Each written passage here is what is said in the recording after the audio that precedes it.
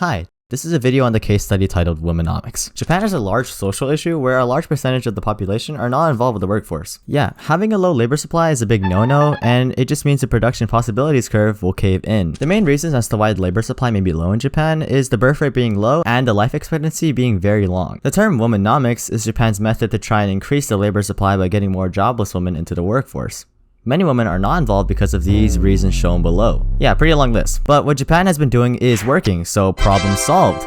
Wrong. The criteria says I need to learn 2 more, so I'm going to have to rub my last chromosomes together for 2 more solutions. My first idea is a long-term solution. We already talked about women who don't want to have a job to raise children, but what about women who do want an occupation but is neglected from going into that area? What about women going into STEM? It's very unlikely Japanese women go into STEM, and opening this up would increase the numbers of women in the workforce. Japanese women refrain from going into STEM because it's a very time-consuming area of work, and mostly a men-dominated occupation. These women are discouraged from going into STEM because they're worried about not being able to raise families. This is a problem within society that can be easily improved with the help of the government when it comes to removing biases, creating diversity, and by giving women a better look at occupations in the STEM field. All Japan needs is a bit of influence, especially since Japanese women are very well educated in the STEM field. If Japan can invest in education and exposure to the STEM field towards women, it can lead to a more efficient allocation of human capital. Womenomics has been a thing Japan has been doing to get more women into the workforce because the percentage of women in the workforce is low, which brings me to my second solution. People in Japan live for a really long time, so what about we just raise the retirement age?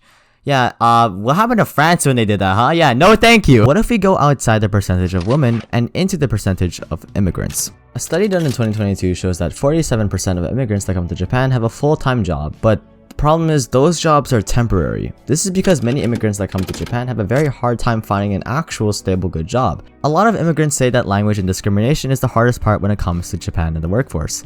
I can't fix racism, but I can fix visas denying immigrants from jobs. That's right, visas, not this one, this one. There needs to be more visas, especially ones created for immigrants. Many of the restrictions immigrants' visas look like is this.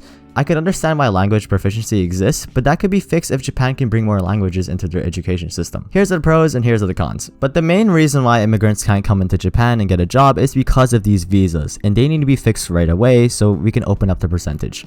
Anyways, I worked too hard on this presentation, but it's a good thing I don't have to go to school tomorrow in a blue jacket to give a summary of this video, probably in front of my class or something.